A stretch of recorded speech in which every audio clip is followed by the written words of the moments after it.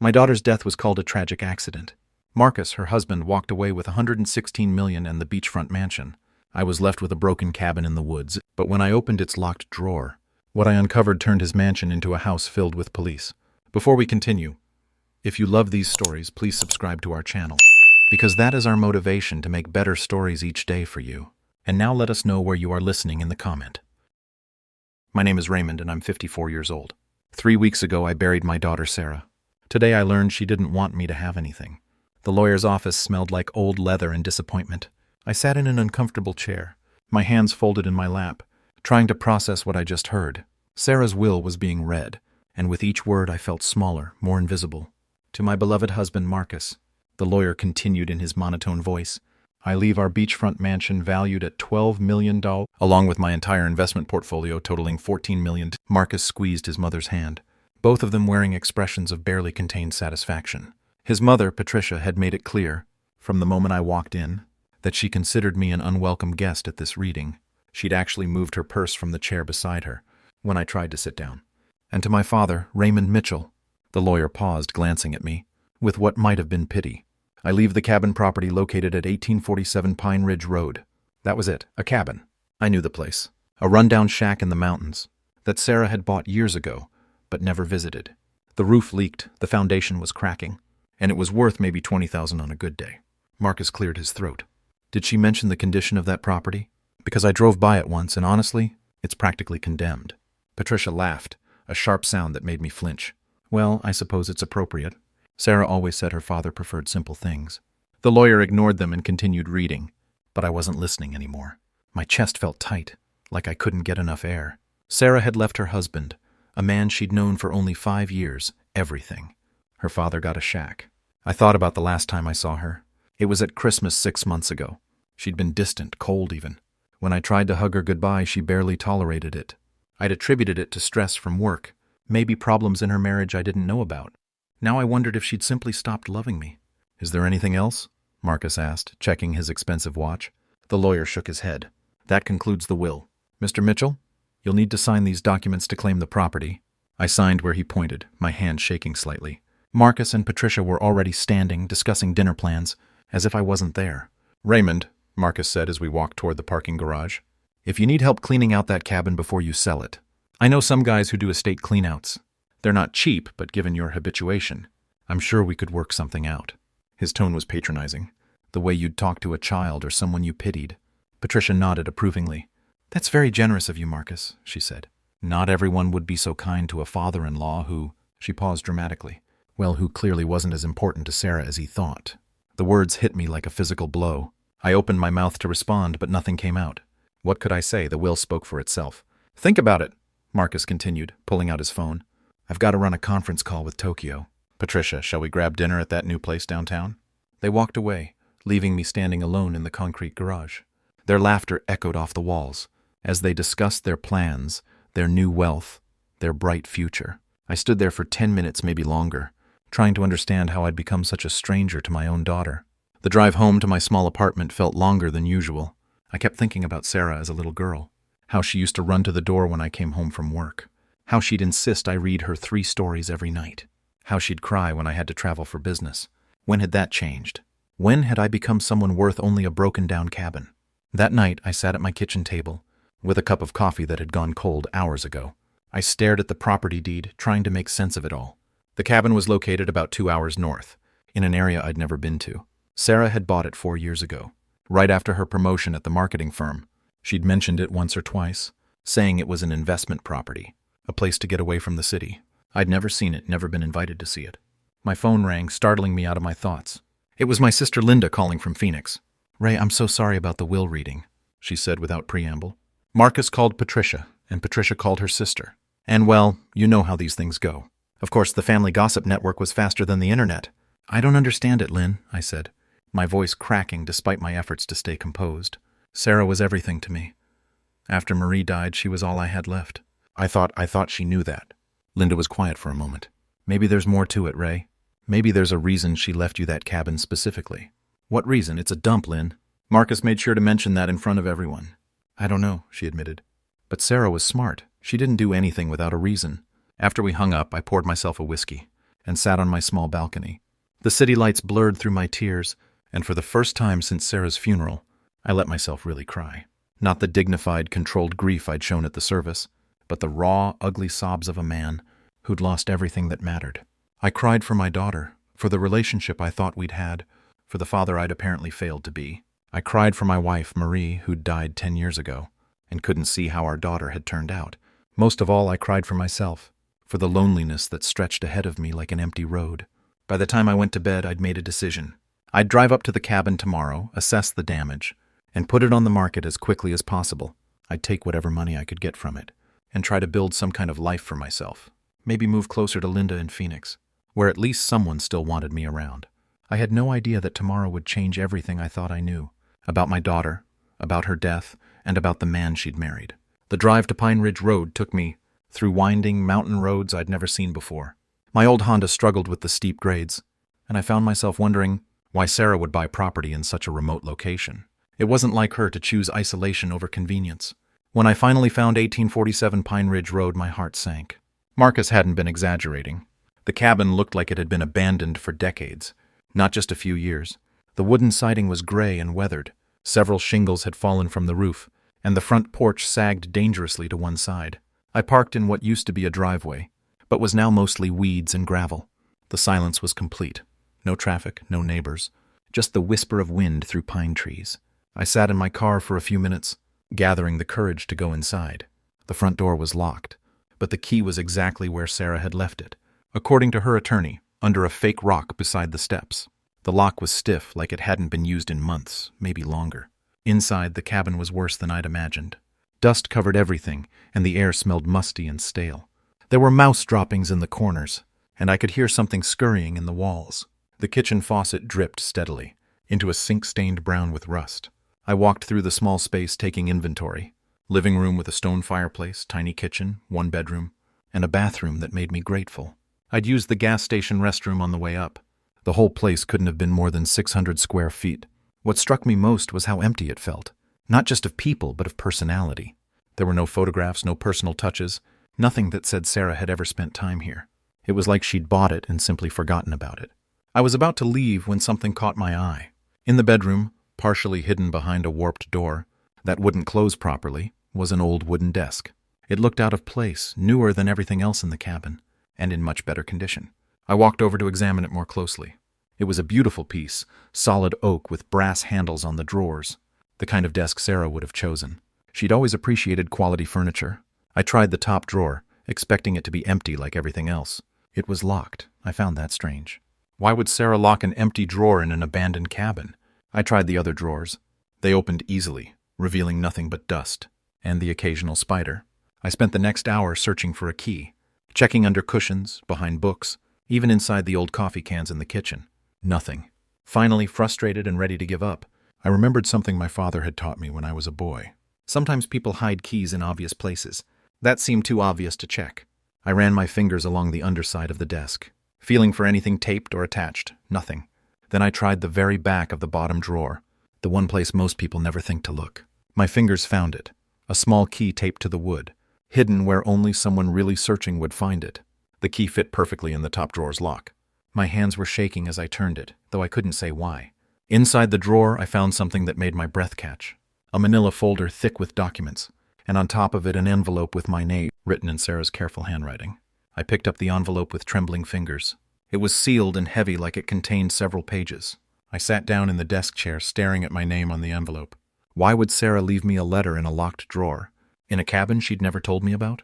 I opened it carefully, not wanting to tear whatever was inside. 3 sheets of paper covered in Sarah's handwriting. The date at the top was from 6 months ago, right around Christmas, the last time I'd seen her. "Dad," it began, and my eyes immediately filled with tears. She hadn't called me Dad in years, not since she'd started dating Marcus. "If you're reading this, it means something has happened to me, and you found your way to the cabin like I hoped you would. I know you must be confused and hurt about the will, about why Marcus got everything and you only got this old place. I need you to understand it wasn't because I didn't love you. It was because I love you more than anything in the world." I had to stop reading and wipe my eyes. The relief was overwhelming, but it was mixed with a growing sense of dread. Why would Sarah write a letter like this? And what did she mean about something happening to her? I continued reading. Dad, I've discovered something about Marcus, something terrible. I can't tell you directly because he watches everything. My phone, my emails, even my conversations. He's become suspicious and controlling, and I'm afraid of what he might do if he knew I was onto him. I bought this cabin as a safe place, somewhere he doesn't know about, where I could keep evidence and write down what I've learned. If something happens to me, I need you to know the truth. Marcus isn't who he pretends to be. The folder in this drawer contains bank statements, emails I printed before he could delete them, and photographs I took secretly. He's been stealing money, Dad. Not from me, but from his clients. He works as a financial advisor for wealthy elderly people, and he's been moving their money into accounts he controls. I found out by accident. I was using his computer when mine crashed, and I saw emails he forgot to delete. At first I thought it was a mistake, but the more I dug, the more I realized how deep this goes. He's stolen millions of dollars from people who trusted him. My hands were shaking so badly I could barely hold the letter. This couldn't be real. Marcus was successful, respected. He drove expensive cars and wore $1,000 suits. He didn't need to steal. But then I remembered something that had always bothered me. When Sarah first introduced Marcus to me, she'd said he was a financial advisor. But whenever I asked him specific questions about his work, he'd change the subject or give vague answers. I'd assumed he was just being modest, or that he couldn't discuss client information. I forced myself to keep reading. The worst part, Dad, is that I think he knows I know. He's been acting strange, asking me questions about what I do on my computer, checking my phone when he thinks I'm not looking. Yesterday, he asked me if I'd been going through his office. I lied and said no, but I could tell he didn't believe me. I'm scared, Dad. I'm scared of what he might do to keep this secret. That's why I'm leaving you this cabin. If something happens to me, you need to take this evidence to the police. The people he's stolen from deserve to get their money back. I know this will be hard to believe. I know you'll want to think the best of him because he's family now. But please, Dad, if you're reading this letter, it means I was right to be afraid. I love you so much. I'm sorry I had to push you away these past few months. I was trying to protect you. Marcus can't know that you mean everything to me, or he might see you as a threat too. Please forgive me for the will, for making you think I didn't care. I had to make it look real. But this cabin, Dad, this cabin and what's in it, this is your real inheritance. This is how I'm trying to save the people Marcus has hurt. And maybe save you too. Look in the folder, see what I found, then decide what you believe. I love you forever, Sarah. I sat there for a long time staring at the letter, reading it over and over. My daughter had been afraid for her life. She'd died just 2 months after writing this, in what everyone said was a tragic accident, a fall down the stairs at home while Marcus was at work. With shaking hands, I reached for the manila folder. Inside were bank statements, printed emails, and photographs of documents. As I started reading through them, one thing became terrifyingly clear. My daughter had been right to be afraid. And now looking at the evidence she'd died trying to preserve, I realized that Marcus might have gotten away with the perfect crime. I spread Sarah's documents across the desk, my hands still trembling from reading her letter. The late afternoon sun slanted through the cabin's dirty windows, casting long shadows across what my daughter had died trying to protect.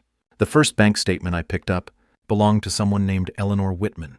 According to the letterhead, she was 83 years old and lived in an assisted living facility. The statement showed a balance of over $2 million in January. But by March, there were massive withdrawals. $50,000 here, $75,000 there, all marked as investment transfers authorized by financial advisor. By June, Eleanor Whitman's account balance was less than $30,000. I found similar statements for 6 other elderly clients. Harold Chen, 91, had seen his retirement savings of $1.8 million, reduced to almost nothing.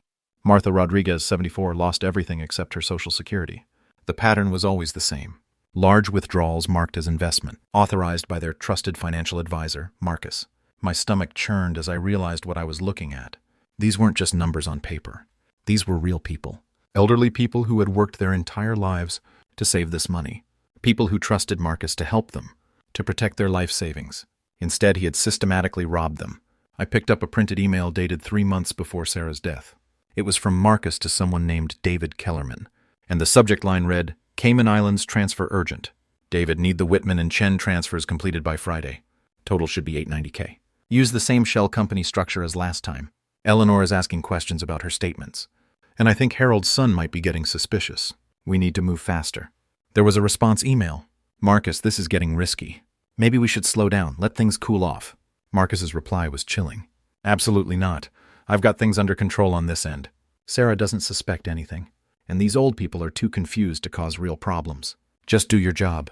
I had to put the email down and walk away for a moment. The casual way he dismissed these old people made me sick. But worse was his mention of Sarah. Sarah doesn't suspect anything. This email was dated just weeks before she wrote the letter I'd found. She had suspected, she had known, and somehow Marcus had found out. I forced myself to continue reading through the evidence. Sarah had been thorough, methodical. She'd printed emails, photographed documents when Marcus wasn't home, even recorded phone conversations on her cell phone. One photograph showed a handwritten note in Marcus's writing. EW, heart condition, no family nearby. HC, early dementia, son in Seattle. MR, diabetes, daughter checks account monthly, be careful. He had profiled his victims, identified their weaknesses, their vulnerabilities. Eleanor Whitman with no family nearby. Harold Chen with dementia. He had chosen people who would be least likely to catch on to his theft, least likely to fight back. I found another folder hidden beneath the first one, this one containing Sarah's own handwritten notes. Her writing was urgent, sometimes barely legible, like she'd been racing to get her thoughts down on paper. March 15th, found transfer authorizations in Marcus's home office. Clients' signatures don't match their signature cards. I think he's forging them. March 22nd, called First National pretending to be Eleanor Whitman's niece. They said she'd been asking about her missing money, but Marcus told them she was getting confused in her old age, and they shouldn't worry her with details. April 3rd, Marcus asked me again about what I do when he's not home. He's getting suspicious. I need to be more careful. April 18th, found cocaine in his car. That explains the mood swings, the paranoia. How did I not see this before? April 25th, he knows, I'm sure he knows. I've been in his office this morning. He asked me if I'd moved anything on his desk.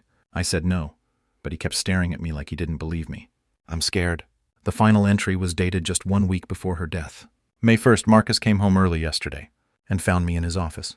I told him I was looking for a pen, but he went crazy screaming about privacy and trust. He grabbed my arm so hard it left bruises. Then later he apologized, said he was stressed about work. But I saw something in his eyes, something cold. I think he's going to kill me. I dropped the notebook, my heart pounding. Sarah had known. In her final week, she had known that Marcus was planning to hurt her. The thought of my daughter living in fear, trapped in her own home with a man who was planning her murder, was almost unbearable. I picked up the last item in the folder, a small digital recorder, the kind journalists used. My hands were shaking as I pressed play. Marcus's voice filled the cabin. So clear it was like he was standing right beside me. Told you, David, we can't slow down now. I've got the Rodriguez woman's power of attorney. And the Chen family thinks their father is just confused. We can clean out both accounts before anyone gets suspicious. There was another voice, presumably David. What about Sarah? You said she was asking questions. Sarah won't be a problem much longer. Marcus's voice was cold, matter of fact. I've been putting small amounts of antifreeze in her coffee, just enough to make her sick. Make it look like she's developing some kind of neurological condition. In a few weeks, she'll have an accident. Maybe she'll fall down the stairs. These things happen. My blood turned to ice, antifreeze. He had been slowly poisoning my daughter, planning to kill her and make it look like an accident. The recording continued. Once Sarah's gone, I'll be the grieving widower, with access to her trust fund. Plus, her father's out of the picture. She barely talks to him anymore. No one will question anything. I had to turn off the recorder. I couldn't listen to anymore. Marcus had planned everything. He had systematically isolated Sarah from me, stolen millions from vulnerable elderly people, and then murdered my daughter when she discovered his crimes. And he had gotten away with it. The police had ruled Sarah's death an accident. He had inherited everything, just as he'd planned. He was living in her beach house, spending her money, while his victims struggled to understand where their life savings had gone. I sat in the growing darkness of the cabin, surrounded by evidence of my daughter's murder and her killer's other crimes. Sarah had been right to be afraid. She had been right about everything. But she had also been smart. She had gathered proof, documented everything, left it where only I would find it. Even in death, she was trying to protect the people Marcus had hurt. I looked at my phone. No signal this deep in the mountains. I would have to drive back to town to call the police. But first, I needed to make sure I had everything, that I understood the full scope of what Marcus had done. I found one more item tucked into the back of the folder, a USB drive with a sticky note attached. Dad, if you're reading this, upload this to the cloud immediately. Don't let Marcus destroy this evidence like he destroyed me. I had brought my laptop, hoping to get some work done, during what I thought would be a quick trip to assess the cabin. Now I realized Sarah had counted on that, had known her father well enough to predict I'd bring it. The USB drive contained dozens of additional files. More emails, more bank records, audio recordings of Marcus talking to David about their business. But the most damning evidence was a video file, dated the day before Sarah's death. In it, Marcus was on the phone in his office, not knowing Sarah was recording him through a crack in the door. Tomorrow morning, he was saying. She always has coffee before work. I'll put enough in this time to make sure she gets dizzy. When she falls down those stairs, it needs to look convincing. The insurance investigators can't find anything suspicious. The video ended with Sarah's whispered voice. I love you, Dad. Please make sure everyone knows what he really is. I closed the laptop and sat in the complete darkness of the cabin. Outside, an owl hooted in the distance. Inside, I made a promise to my daughter. Marcus thought he had won. He thought he had destroyed all the evidence and silenced the only person who knew the truth. But he was wrong. Sarah had outsmarted him one final time, and now I held proof of everything he had done. Tomorrow, Marcus's world was going to come crashing down. I didn't sleep that night. I drove back to town and checked into a motel. But every time I closed my eyes, I heard Marcus's voice on that recording, casually discussing how he planned to murder my daughter. By dawn, I had uploaded everything to 3 different cloud storage accounts and made copies of the physical evidence. At 8 a.m., I called Detective Lisa Morrison at the county sheriff's department. He had been the lead investigator on Sarah's case, the one who had ruled her death an accident. Mr. Mitchell, she said when she recognized my voice, I'm sorry to hear from you under these circumstances. How are you holding up? Detective Morrison, I need to see you immediately. I have new evidence about Sarah's death. There was a pause. Mr. Mitchell, I understand how difficult it is to accept what happened to your daughter, but we conducted a thorough investigation. There was no evidence of foul play. There is now, I said. I found documents, recordings, proof that Marcus killed her. He was being investigated for financial crimes, and he murdered her to keep her quiet. Another longer pause. That's a very serious accusation. You're certain about this? Come to the cabin at 1847 Pine Ridge Road. Bring other officers. Bring everything you need to arrest Marcus Hartwell for murder and grand theft. I'll wait for you there. 2 hours later, Detective Morrison arrived. With 3 other officers and a crime scene technician, I had laid out all of Sarah's evidence on the desk, organized chronologically, so they could see the progression of events. Detective Morrison picked up the first bank statement, her expression growing darker as she read. Jesus, she whispered. These are real. Everything's real, I said. Sarah spent months documenting his crimes. She knew he was going to kill her, and she prepared for it. Officer Martinez, a younger man with kind eyes, was listening to the audio recordings on headphones. When he got to the part where Marcus discussed poisoning Sarah, his face went pale. Detective, he said, pulling off the headphone. You need to hear this. They spent the next 3 hours reviewing everything. The video of Marcus planning Sarah's murder, the evidence of him stealing millions from elderly clients, Sarah's journal documenting her growing fear, and the signs that Marcus knew she was onto him. We'll need to have the audio and video files analyzed by our tech team, Detective Morrison said finally. But if these are authentic, we have enough to arrest him on multiple charges. Murder, grand theft, elder abuse, fraud. They're authentic, I said. Sarah risked her life to gather this evidence. Detective Morrison nodded grimly. We'll get him, Mr. Mitchell. But I need you to stay away from Marcus until we make the arrest. Don't contact him. Don't go near the house. Let us handle this. I drove home with a sense of anticipation I hadn't felt in months. For the first time since Sarah's death, I felt like I was doing something meaningful, something that honored her memory. But Marcus had other plans. That afternoon, as I was organizing Sarah's evidence, one final time before turning it all over to the police, my doorbell rang. Through the peephole, I saw Marcus standing on my porch, wearing one of his expensive suits and his practiced smile.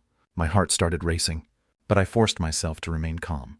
I opened the door, acting surprised to see him. Marcus, I said, and what brings you by? His smile was perfect, but something in his eyes was different, colder, more calculating. Raymond, he said, I hope you don't mind me dropping by unannounced. I was in the neighborhood and I realized we haven't really talked since the funeral. I wanted to check on you, see how you're doing.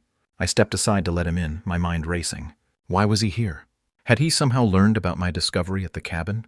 That's thoughtful of you, I said, closing the door behind him. Can I get you something to drink? Coffee would be great.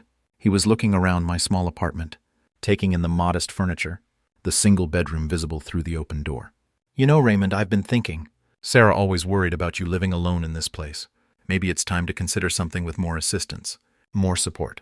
I kept my expression neutral as I poured coffee into 2 mugs. I'm doing fine, Marcus. I've lived here for 15 years. I'm sure you have. He accepted the coffee and sat down on my couch, making himself at home. But things change. People get older. They need help they didn't need before. Sarah used to mention that she worried about your finances, your health. That was a lie. Sarah had never expressed such concerns to him, because she barely spoke to me in the final years of her life. But I played along. Did she really? Oh yes, Marcus continued smoothly. In fact, she asked me to keep an eye on you after she was gone. She knew you'd be too proud to ask for help directly. I sipped my coffee, studying his face. He was leading up to something, but I couldn't figure out what. You know, he said, setting down his mug, I've been thinking about that cabin Sarah left you. Have you had a chance to look at it yet? My blood ran cold, but I kept my voice steady. I drove up there yesterday. You were right. It's in terrible shape. I figured as much. It's really not worth much as property, but the land might have some value. I'd be happy to help you get it appraised. Maybe find a buyer. Consider it a favor to Sarah's memory. Now I understood. He was here to gauge what I knew, to see if I had found anything at the cabin. The casual offer to help sell it was his way of ensuring he could control what happened to the property. That's generous of you, I said, but I think I can handle it myself. Something flickered in his eyes. Of course you can, but there's no reason to go it alone. We're family, Raymond. Sarah would want us to look out for each other. Family. The word felt obscene coming from his mouth. This man had murdered my daughter, stolen from helpless elderly people, and was now sitting in my living room, pretending to care about my welfare. You know what I find interesting, Marcus, I said carefully. Sarah never mentioned buying that cabin. In fact, she never mentioned doing anything up in those mountains. Sarah was private about some things, he replied, but his smile was tighter now. She liked having her own space, her own projects. I respected that about her. It's strange, though. The cabin was completely empty. No furniture, no personal items, nothing to suggest she ever spent time there. Marcus's hands tightened slightly around his coffee mug. Maybe she saw it as an investment. You know how Sarah was with money, always thinking ahead. I nodded thoughtfully. Yes, she was smart with money, very careful about keeping records, documenting things. The temperature in the room seemed to drop. Marcus's smile was still in place, but his eyes had gone completely cold. What exactly are you getting at, Raymond? I met his gaze directly. Nothing specific, just making conversation about my daughter. We sat in silence for a moment, each of us measuring the other. I could see Marcus trying to decide how much I knew, how much of a threat I represented. I could also see the exact moment he made his decision. You know, Raymond, he said, standing up suddenly, I just remembered I have a conference call in 20 minutes. I should probably head home. Of course, I said, walking him to the door. Thanks for stopping by. He paused at the threshold, turning back to face me. Raymond, I hope you know that if you ever need anything, financial help, someone to talk to about Sarah, anything at all, you can call me. I meant what I said about us being family. I appreciate that, Marcus. He started to leave, then stopped again. Oh, and about that cabin. If you do decide you want help dealing with it, don't wait too long. Properties like that can deteriorate quickly if they're not maintained. Sometimes it's better to cut your losses early.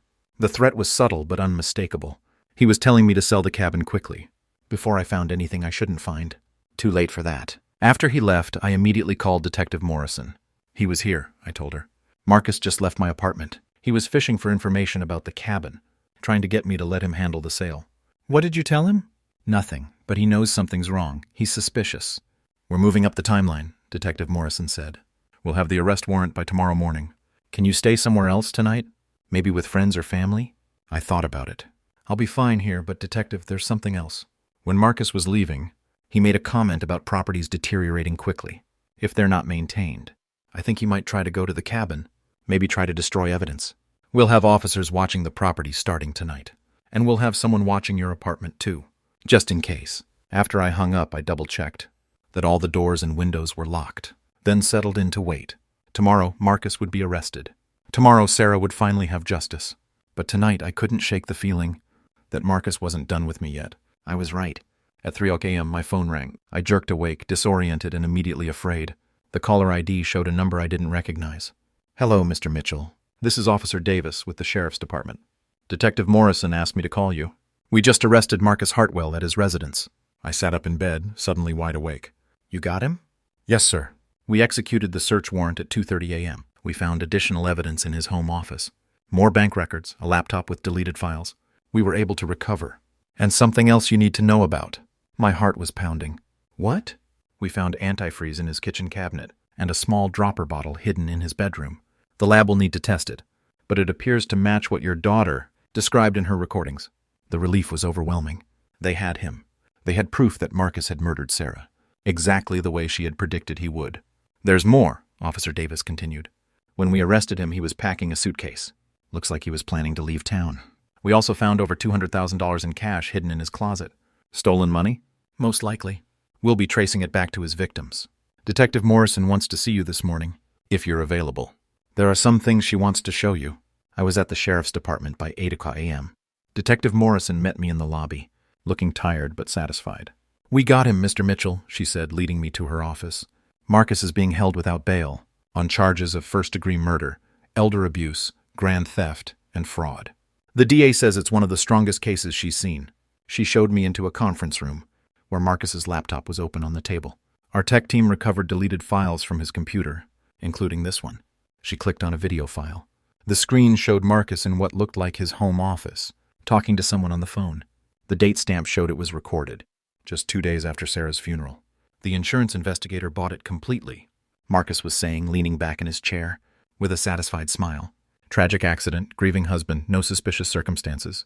I'll have the life insurance pay out within the month." The voice on the other end was David Kellerman.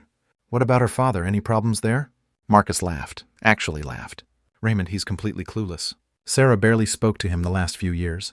I made sure of that, convinced her he was becoming senile, that he was jealous of our success. By the end, she thought he resented her happiness." I gripped the edge of the table, my knuckles white.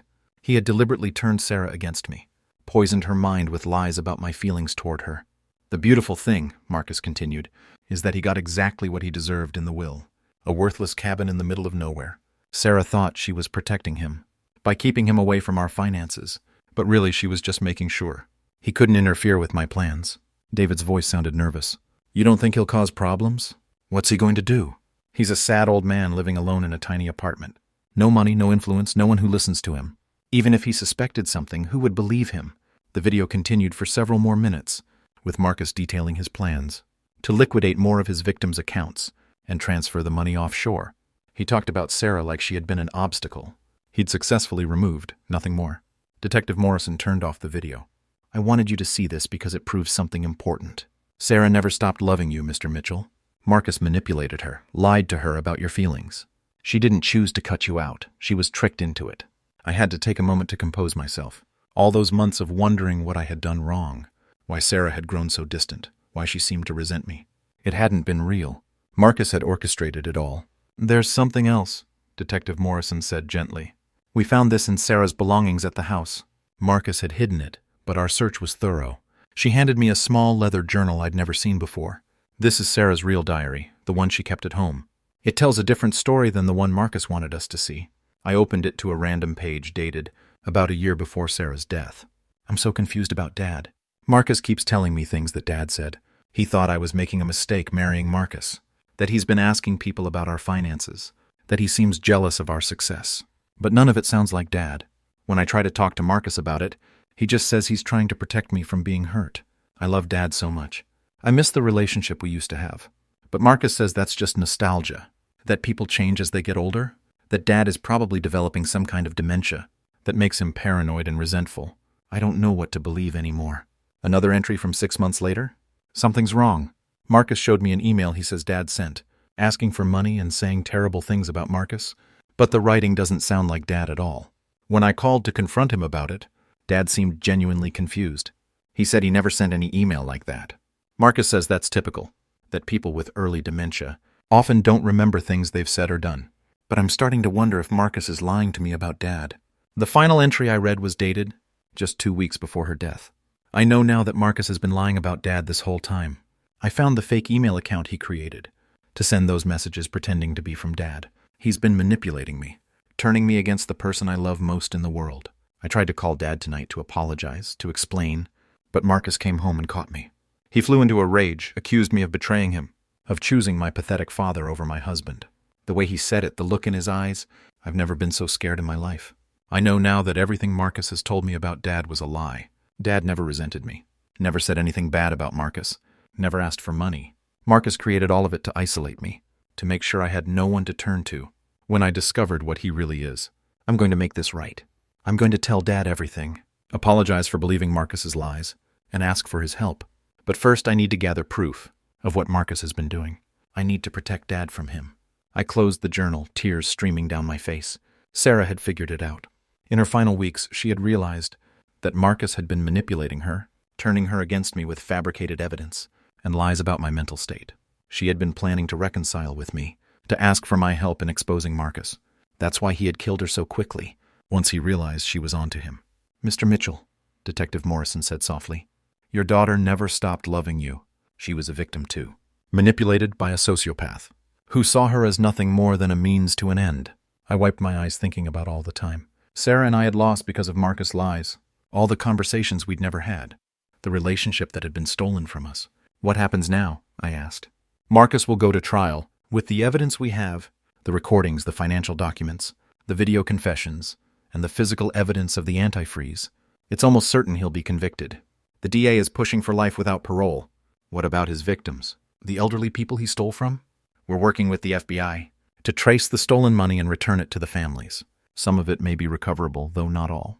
Marcus spent a lot of it on luxury items and transferred significant amounts offshore. I thought about Eleanor Whitman, Harold Chen, Martha Rodriguez, and the others.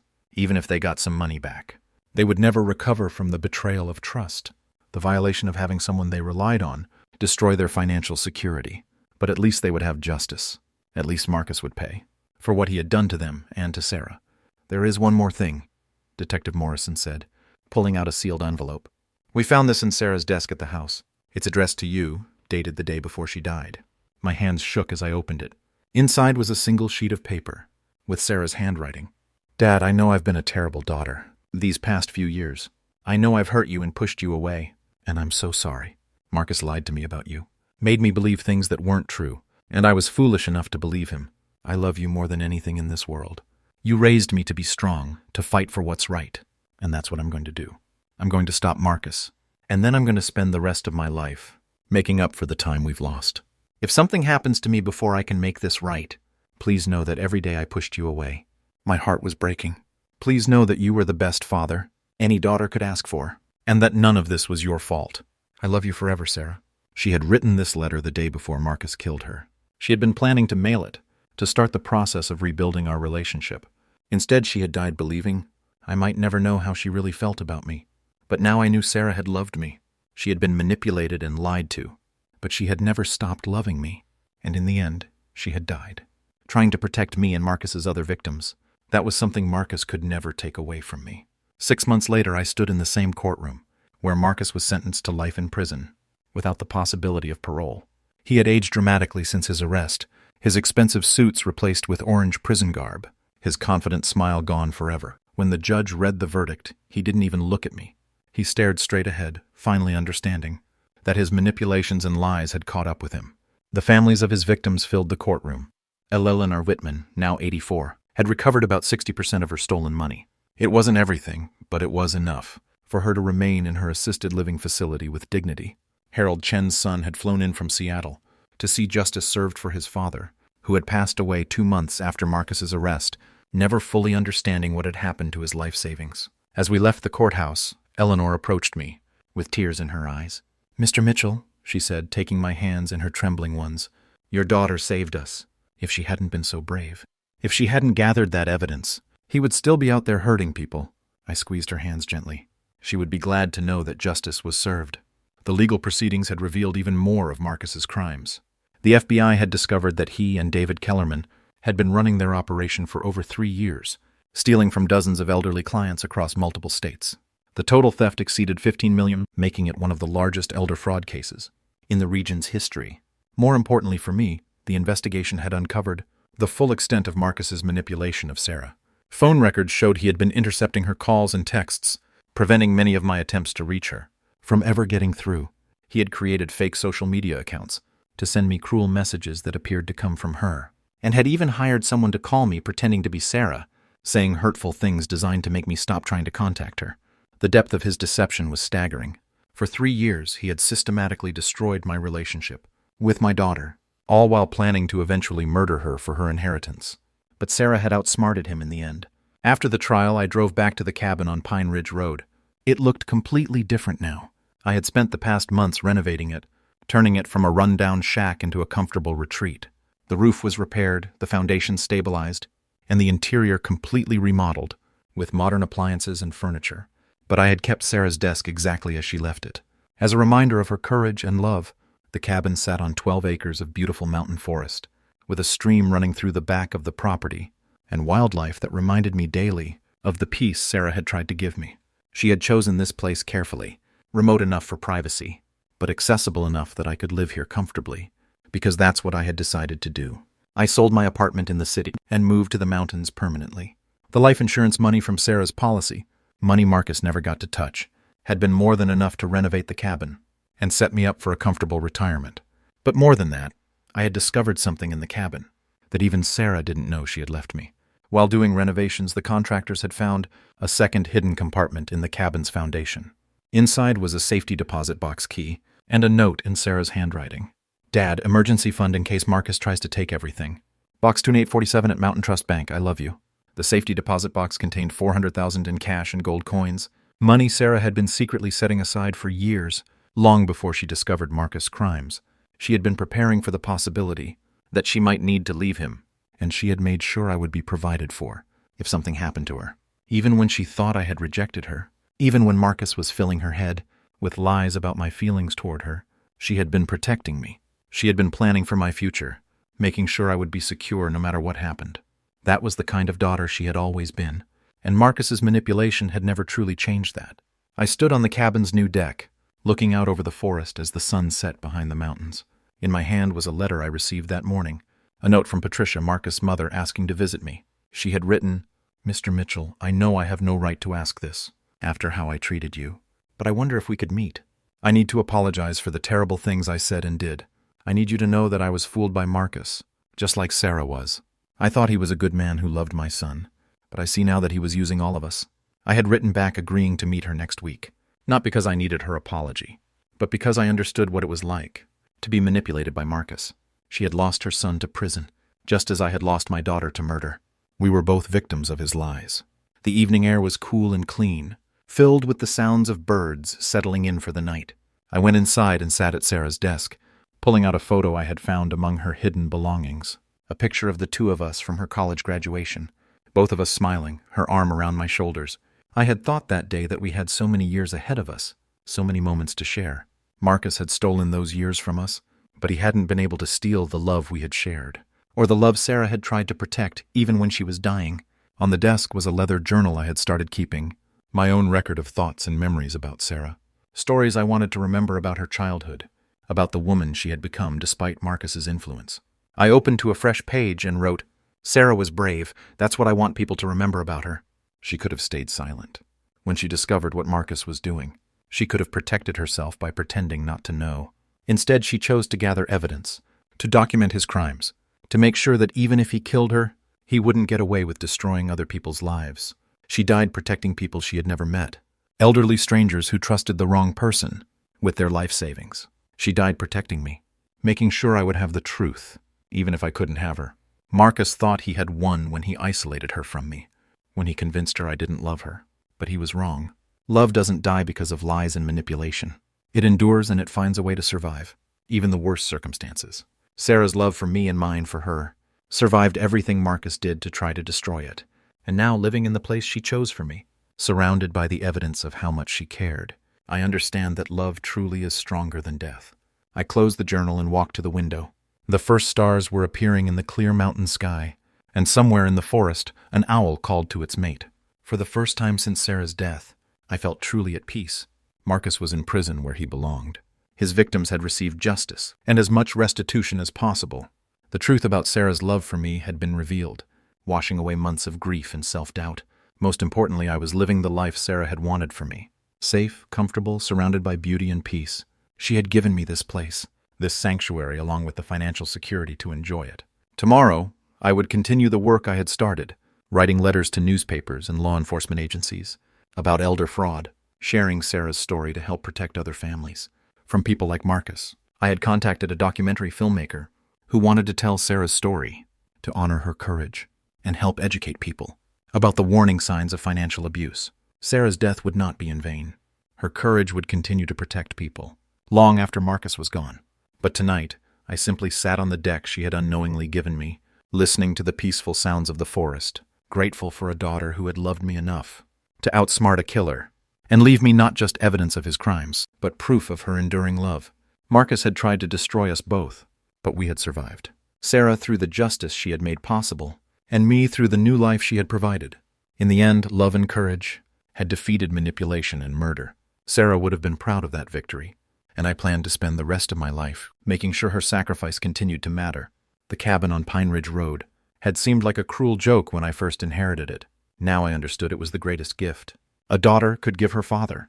Not just a home, but a testament to love that no amount of evil could destroy. I was finally home, and Sarah was finally at peace. Before saying goodbye, if this story touched your heart, please give it a like and share it with someone who needs to hear this today. Don't forget to subscribe for more true family betrayal stories that reminds us we are stronger than we think.